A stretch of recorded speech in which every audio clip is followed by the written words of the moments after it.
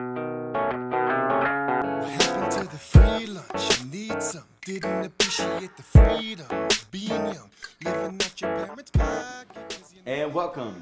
This is the Valenti Sound Off. I appreciate you watching. I am Ishma. This is Shallee. We have a lot to talk about this week. There's a whole bunch going on from NFL football, the free agency wrap-up, boxing, NCAA. I mean, it goes all over the board. All over the board, and we're going to make sure we're going to cover every last bit of it. So stay tuned, make sure you watch with us so you can get all the goods. And you know the only way that you can always catch us is if you subscribe to channel 724. Do that now. Just click that little subscribe button, and you'll be with us every time we broadcast. So without further ado, let's get into it. Now, I want to talk about first wrapping up that fight. We went live for all the people, and we appreciate everybody that watched.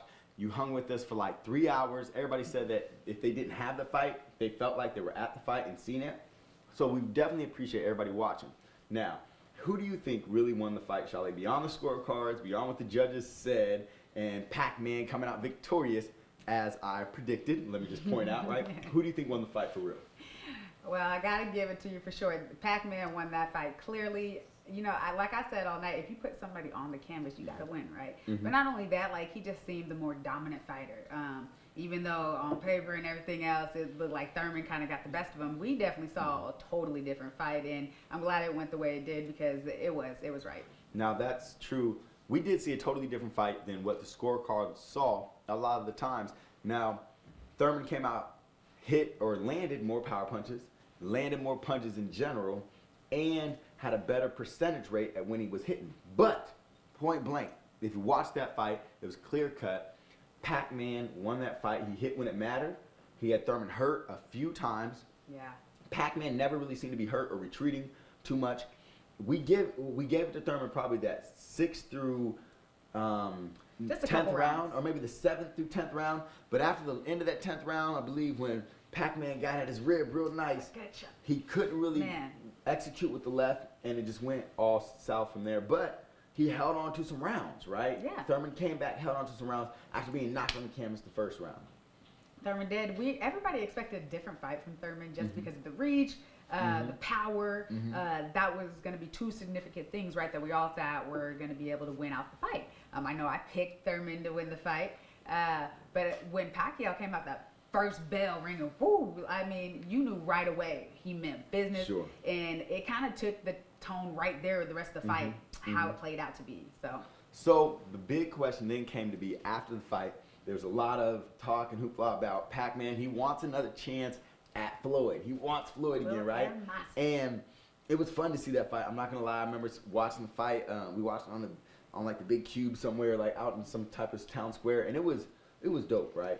But now, that fight being said, how is Pac-Man going to really justify wanting another fight where it didn't seem that competitive last fight, right? Sure. I mean, at this point, right, everybody, I mean, I know people want to see the fight. I know people are cheering for the fight, but do we really think that Money Mayweather is going to come out, you know, and risk that perfect, you know, undefeated record just to prove to Pacquiao basically himself that he is, you know, the champion? Sure. Well, what's funny is, didn't you see how Pacquiao was saying, like, you know, you came out to my fight to get more publicity? And Floyd, he responded saying, look, I came to your fight because after I fought you and beat you, I signed you. Now I'm like your boss. So any good boss goes and supervises his employees. So he said he was like over there boss mode, right? Floyd always do himself. Floyd likes to he likes to take those little jabs for sure. Now, forget it. This is sports and culture. So we talk about the culture of Floyd Mayweather, and I always say I give it to him inside the ring, right? But I don't think that Floyd is good for the culture outside the ring, whether it's the 18 cars for no reason, or whether it's the always having like a whole bunch of girls around like he was freaking Dolomite, or like he was like he was Don Juan or something, like, you know. But then on top of that, I think the way that I think it's cool to have a story that like I overcame a barrier of not having an education. But to blatantly say like, hey, look, I did this without a high school degree, like like, you know, kind of like it's be like me. I don't like that braggadocious type. You know, I love when you feel good about yourself. I love having a lot of confidence in yourself, right? And knowing that you're the stuff. but I don't like how Mayweather brings it. How do you feel? Some people think that he is definitely right, too cocky, too arrogant, especially with his type of background. You turned nothing into something. You know, you came from the bottom, literally. We see the type of culture that you were influenced by when you're a young man, and you still seem to come out, you know, a $1 million man, at the end of it, making millions, you know, a minute. Sure. But is that somebody that you want your child to emulate? Right? We think about that as a parent. Do I want my kids to be like, yeah, Money Mayweather, that's my role model? Yeah, sure. So I guess I see why people could see it both Or ways. with the domestic violence, of course. Huge portion of it. Not just allegations, but those are like founded Serious claims, charges, right? right? Those are founded claims that, you know, came to be, I think, proven true. And so those type of things, it's like, can you now separate the man that he is outside the ring and still, I guess, appreciate and watch and enjoy the man he is inside the ring? Is that appropriate? Like, should we do that? It's hard to say, right? Because it seems like we set a standard for somebody, and then for somebody else, it's totally different. Like we always, you know, especially about this whole domestic violence thing, you know, with the, you know, Floyd, and we know in his track record with it, right? Okay. But not only him, there's hundreds of other athletes, unfortunately, that we know have been in the same situation. Now, just depending on what type of level that they are on at the time speaking of the incident, that's how much, you know, attention that we bring to the actual situation, or care about it as much, you know, or, you know, things of that nature. I know Big Ben was a big deal, right? But you don't hear about those. You don't hear about those kind of things. But everybody knows, you know, so like Mayweather. if we're saying if we can't enjoy Floyd, then we should be able to enjoy the Pittsburgh Steelers. It's just kind of like to each their own, right? Okay. There's always something going on the other side. So. I feel you, definitely. Well, speaking of the other side, we want to move on to NBA. NBA, wrap it up, free agency. There's a whole bunch of things happened, right? Just to wrap up, we have AD and LeBron at the Lakers. We got Kawhi and Paul George over, right? Gonna make it happen in LA at the Clippers, crosstown rivals. Then we have some real, we have a buzzing? We don't have a caller. Look, I got excited. I thought we was on Kirkland's Corner. Matter of fact, check him out every Monday at 8 p.m. only on channel 724. Then what happened over in Houston? And then we got Westbrook coming over to Harden, right? How is that going to work? But they said it's what? Bombshell. They said that it's going to work, right? Two stars are always going to find a way to make it happen. We've seen that scenario go both ways in all different times years in the NBA. But who's to say? You know, Harden, we know, can put down, a 50 triple-double night for you. Wow. And Westbrook, he averages triple-doubles. Yeah. So it could be trouble. Two ball-dominant players, right? But I know I thought at the very beginning, right, when I heard this stuff go down, that for sure. Westbrook, Harden, they were in OKC. They couldn't make it happen, although KD was there, so that makes a little bit of a difference, right? They were deferring the ball to KD. Harden was coming off of the bench. If you remember, he was a sixth man. A lot of people don't remember. He was a sixth man. OKC had an insane team. It was insane, right? But Westbrook has also now been, you know, quoted saying that he doesn't mind deferring, like not being, you know, the person with the ball in his hands. He doesn't mind playing off the ball, right? Let's see. I know a lot of people I've talked to who wouldn't think that he should be a shooting guard. Is it better as a shooting guard? Yeah. Should he be a shooting guard? I'm excited to see what can happen when they really put their, I guess, efforts together to try to make it work. So with the NBA, who is your pick out the West, Shallee? Let's get it clear and cut right now so we can put one of those graphics up for you, one of those graphics up for me, so we'll know at the end of this thing who won. Okay, who is your clear-cut winner for the West? So in the West, for sure, at the end of the day, you just can't, LeBron has to be at the top. So LeBron and AD have to be the ones. Okay, LeBron and AD taking it. Are going to take it for, is what you're saying. They got Kyle Kuzma still? Got a little Kuz in there. Got a little Kuz, and who else they got? Okay, those three are enough? They got a couple. Okay. So I'm saying wholeheartedly, and I truly believe this, okay? You are going to see the Clippers going to win the West. Why? Again, because Kawhi cannot be stopped. He's a smooth criminal. Dun, dun, dun, dun, dun, dun, dun, dun, dun, dun. Like, he is serious. And then with Paul George next to him, he's going to have somebody that he's always going to be able to dish off to and be able to make something happen as well. So I don't see anybody stopping this man, even when he has a cross-town rival like AD group with LeBron. It's gonna be fun. So I'm excited to see that, and so I'm saying Clippers. All You're right. saying Lakers. Lakers. Right? Keeping with the NBA spirit, our man Zion, big Zion. Gonna be representing those Pelicans this year. And so he just got the big contract. But before we talk about the big contract, right, let's reel it back in. He had one Summer League game. In that one Summer League game, everybody saw the highlight. He just manhandled the ball from somebody, came up court, did his thing like old Zion, right? What do you have, 11 points, 11 minutes, or 12 points, 12 minutes? He had a great amount. He came out, just did amazing things, Right. and then got a little knee hold Tweaked up. a little bit of something, right? Tweaked a little something. And did you hear what Coach K came out and said? On the lines of like what, right? That he looked like he was out of shape a little bit, Yeah. right? Yeah. So Coach K I did hear a little bit about that. So what do you feel about an ex-coach who may be a little bit bitter that his pride and joy just left, right?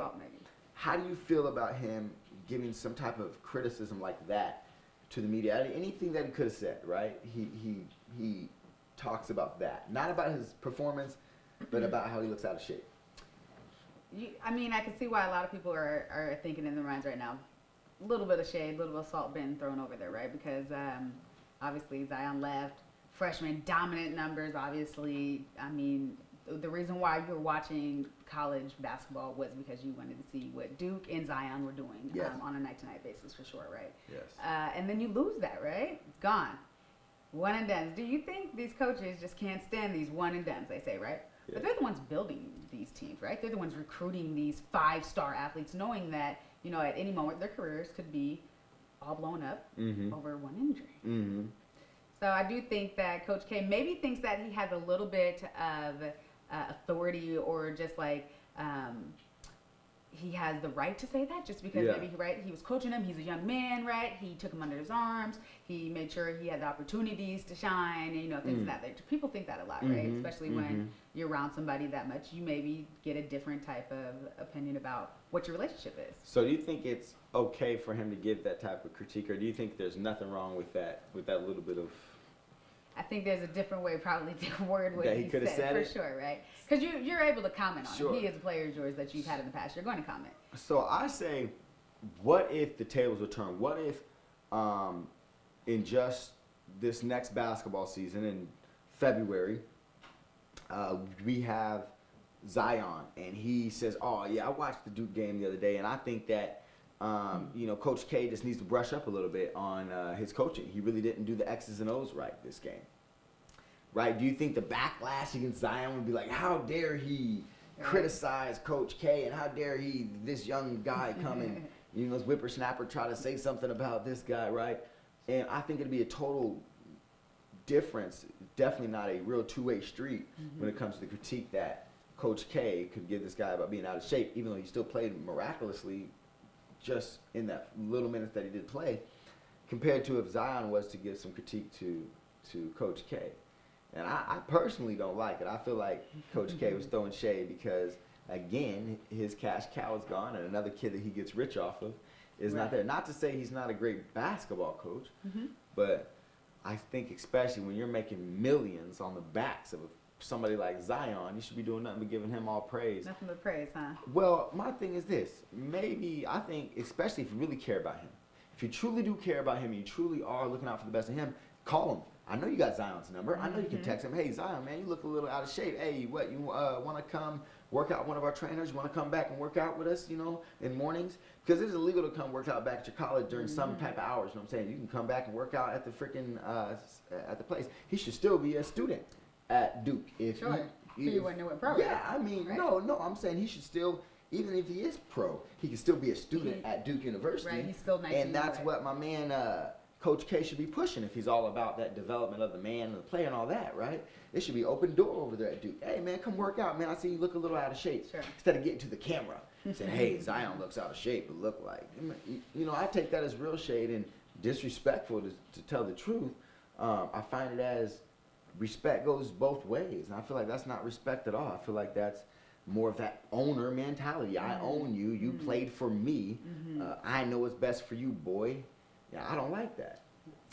Yeah, I took it there. I think people, right, don't like a taste of their own medicine for sure, right? I think that it would be taken a totally different way if Zion was to critique any type of, Coach K, Hall of Fame Coach K's type of, coaching skills or decision making, whether it be, player wise or in an in-game situation. So, Sure.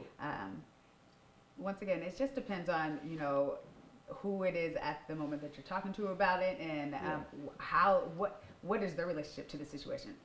Sure thing. So you want to switch on to some of that foosball? Man, Good old NCAA football. it's on its way. Now, real quick before we get into the real football, Kirk Herbstreit, he had tweeted something about EA Sports. We need to make this happen again, right? And if they do make that happen again, I will be a far less productive human being. So I'll be playing a lot of EA Sports college football. EA Sports is in the game. Classic. I love that game. But I have the easiest way for them to get over this hurdle. It's kind of my problem with all NCAA sports that are making revenue is pay the players, pay the talent. Players, Just pay the players for their likeness in the game, Sure. and we can all be enjoying playing this game right now. What could possibly I'm be the argument for that, right? Though, like, Of course, if you start what paying can them there, then it's going to open the floodgates to pay them where else they should be everything else, paid. yeah. The other places that they're to making everything a else they bunch of money. deserve, right? And then Which I believe. So without jumping totally into that, which we may just have to have a show on that separately, right? Without jumping totally into that, we'll go into the Big Ten Media Days, Big and Ten. they wrapped up finally. And what did they say about Nebraska? A lot of hype, right? Go Big Favored to Red. win the West for Okay, sure, right? Favored to win the West. Favored to win the West. Then you got Adrian Martinez, 10-1 favorite to win the Heisman coming out of Vegas, right? Whoa. That's huge. If you're a betting man, that's not a bad bet. Put down Huge. 100, get 1,000. A lot of hype. The young man he's up there with Tua and Trevor Lawrence from Clemson. That Tua is and great Trevor Lawrence, they were company. 2-1s. Great And company, then the so. guy from Florida is a 5-1 or so, and goes on. He's in there. He's So, in the ranks. Well, I know Husker Nation's excited for sure, I'm and excited good about reason that. to be. Yeah, Right? yeah. Good reason. And not only that, you got Frost over here, talking about how well everything is looking. They're not Sure. talking about all that hype. They're not worried Sure. about that, right? They're just worried about going out there and performing. And if history repeats itself, if it's anything like anything in the past for Frost, right? Or UCF and how that Could be an undefeated season. It could be an undefeated season. You're I saying. mean, could be. Could be big. So, what does the defense look like? Defense is getting a lot started, right? We got Muhammad Berry coming out his senior year. He wants to show, that he's going to leave it all out on the field. He's made it very, very clear that he's not going to stop until he has the best numbers he possibly can. Sure. And the defense coordinator looks like he's got everybody in the position he wants them in. So Sure. that's huge going into the first game. That's right? big. Everybody That's knows their big. spots, knows what they expected of them. Let's hope for not a big rain delay and cancellation or something like that. So, it looks good for the Huskers. Looks like there's a lot of hype behind them now. Iowa is saying, hold up, not so fast. If I can do my lead course. So, not so fast, my friend. Saying, look, we have a senior quarterback. We're really excited about this. We think the West is really ours. Not only that, we have the experience, and we're ready to do what we've done for the last 4 years in a row, which is beat Nebraska. Right. Do you think Nebraska can overtake Iowa and really finally come out with a win? Well, this year, the Huskers have everything working for them, right? They have everything going into the season pointing it towards the direction of them beating Iowa convincingly. Yeah. Is what it's going to look like here. Wow. But everything has to fall in place. You gotta perform. Okay, so Scott Frost is not getting into the hype. He's staying to the rhythm. Just going to keep beating his drum and get there. Now you got, hopefully, Adrian Martinez doesn't get his head too too big, but continues to be confident and plays the way he can play and plays like a Heisman. And we have a favorable schedule if we play it right. Play it right. And Now, the biggest thing, of course, again, getting over Iowa, the Iowa slump for the West. Now, give me what you think. Let's put up that graphic again. What is the record of the Huskers at the end of the season? I think this year it's very, very easy to say Huskers go 9-3. 9-3 is what I expect them to go. For sure, 8-4. They have to make 8-4 Okay. for it to be a winnable season for Scott, for sure. All right, so if they go there, and I do not think that they're going to win over 6 games. Womp, womp, womp. Wow. So it's going to be 6 and whatever else it is, something. They're not going to win over 6 games. I'm sorry. Even though I would like to see Husker Nation thrive, it needs another year in the Big Ten. 6 though. 6. Is that realistic? 6. So let's real quick. Ohio State, Michigan. Harbaugh, he says they finally got the juice. My man Urban Meyer's gone. Can Michigan finally beat Ohio State? They're in that same road Nebraska is trying to beat Iowa. For the last 4 years, it's been a no-go. Can they get over Iowa State this time? Ohio State this time. Is Urban Meyer being gone going to make that difference, or does Ohio State still get through? I mean, just pound through Michigan like they've been doing. This year, it has to make the difference that Urban Meyer is not on the sidelines. It's going to be a totally different environment, I think. Okay. You got a different quarterback slinging the ball. Okay, it's not Haskins over here throwing you 30 plus attempts for 20 plus yards. You know True. what I mean? A night. True. But their quarterback isn't no slouch either. But Harbaugh just, I think he's eager to get this win against Ohio State. He's had great seasons over there at Michigan. But if you don't beat Ohio State, are you really going to be able to keep your job at the end of the year? That's what I was about to ask. Is he okay if he doesn't beat Ohio State this year? Is he on the hot seat You have to be officially? on the hot He's seat. on the hot seat Have to be on officially. the You hot say. seat. Is he going to beat Ohio State this year? Yes or no? He's going to beat Ohio State. Okay, so he's not going to be on the hot seat. I say Ohio State again comes and smashes through the maize and blue, and it's sad because my son, he's a Michigan fan. He loved the Kanye that come home again to Lake Michigan. I was like, it's not even about Michigan. It's about Chicago. Lake Michigan just goes through it. But anyways, seriously though, Wolverines, huh? the Wolverines are not going to be able to do it. Maize and blue goes down. Harbaugh's on the hot seat and may have to try the NFL again. That'd be something to see if he tracks against his brother again. That'd be something fun, right? I tell you what, so literally, the Maize and Blue will go down. You say Ohio State is not going to be able to pull it out. Is that enough for NCAA? We'll have to see. I mean, it's going to be a long year, so. It's going to be a long year. So we'll wrap that up. Now we have, I think, something important to talk about always, right? When you make it to the Hall of Fame. Baseball Hall of Fame. And Mariano Rivera, we really one of those names on that list that you just know of, right? Even if you're not a baseball fan, even if you don't follow baseball too closely, you know that name just because it's been around so much, right? And Rivera has the lowest combined ERA in history, right? So he's just something that's just His statistics just speak for themselves, right? Right. And just the character as well. You always heard Sure. nothing but good things about Stoic. the guy, right? And those are the kind of things that you like to see when you're talking about a Hall of Famer. sure. So baseball used to be America's pastime, right? Sweetheart, right? It's America's sweetheart, America's favorite sport. What would you call America's favorite sport now?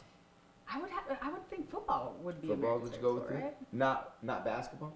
Not basketball, football. Okay. Still football for America. So I say basketball. And why I say basketball is because They got to be close. Because the AAU circuit, the youth basketball circuit, the way there's so much basketball. If you go to a basketball tournament, there's literally going to be thousands of kids there on a bunch of teams, and they're playing high-level basketball in places where you didn't even know that basketball was even really popping. I mean, we'll go to basketball cities or cities that have literally 15,000 people, and they got 10 basketball gyms, and they have teams that are well-oiled machines, and you're like, what's going on? So I think basketball is America's sport because of how much America plays it. They play basketball. You go outside and you look at, you can drive through the urban areas, you can drive through suburbs, you can drive through rural areas. And one familiar thing that you see everywhere is a basketball hoop in a driveway. Sure. You see a basketball hoop in the street. You see basketball hoops everywhere. You see kids just playing basketball alone. So I think basketball is America's sport. Do you think basketball generates the most money out of the two, right? I would have to look at the stats exactly. Just if you were to guess, because that's what Basketball you generates would more assume. revenue Than because what of football 90 does. games, because of just how many games in the season it is, they are able to generate more revenue. Even though early on in the season, typically you don't see them wet, right? Sure. Like at Midway or something like that, selling out arenas. Most of the time, you always see a football stadium. This is Most true. likely almost selling Oh, out. I mean, NFL stadiums. And because it's shorter seasons, would you imagine, right? People are trying to pour their money into that event, right? But it also that's only time you can depends. see it.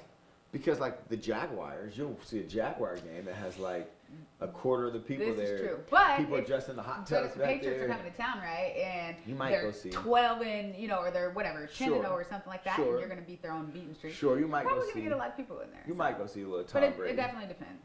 Definitely. I think definitely. they're close. Most definitely. We'll have to check that out. So we'll have to go ahead and vote on that, right? Oh We'll yeah. have a vote. So what has the potential to gain more revenue? What gains more revenue? The NBA or the NFL? Anybody can do probably a quick DuckDuckGo search.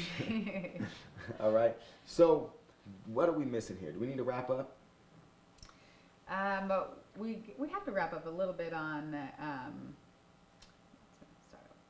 That's right. We have to wrap up a little bit on a little bit of golf. We didn't ever talk about golf, right? Golf. Tiger Woods losing pretty bad in the Open. Well, A lot of people had a lot of money on Tiger. people thought that Tiger may have came through for the Open, but because of how well he played in the Masters, right? Played astonishing in Was the Masters. able to come back and get a green jacket. Tiger Woods show. So, I didn't expect him to win the Open. Did you think he was going to come and be triumphant? I thought he would play good. Sure. That's for sure. But in that you didn't even see that out of him. So. Well, it's tough because as an athlete, I always look at things like when he's playing golf or when any of those professional golfers are golfing, I'm like, man, I'd love to hit any shot like that. Mm-hmm. So it's hard for me to look like somebody's having a bad golf game on TV. Sure. It's tough for me. But I understand. Comparatively, he had a bad day. And I think with Tiger, that's going to be the rest of his career. It's just going to be hit or miss. He's going to sprinkle in a couple more majors and win.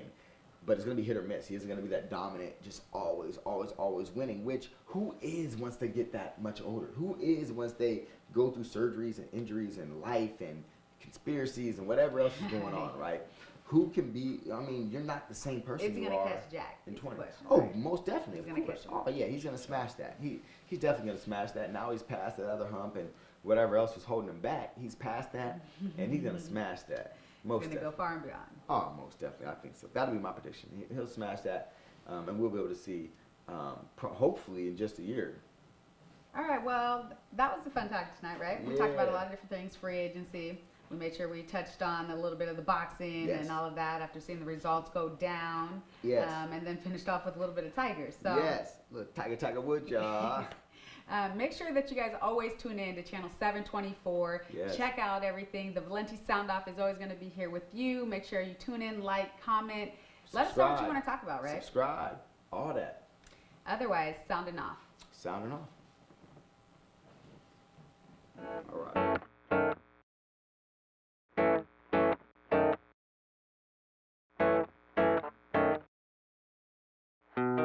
What happened to the free lunch? You need some. Didn't appreciate the freedom of being young. Living out your parents' pocket, cause you know they got it. Never worry about the bills to pay.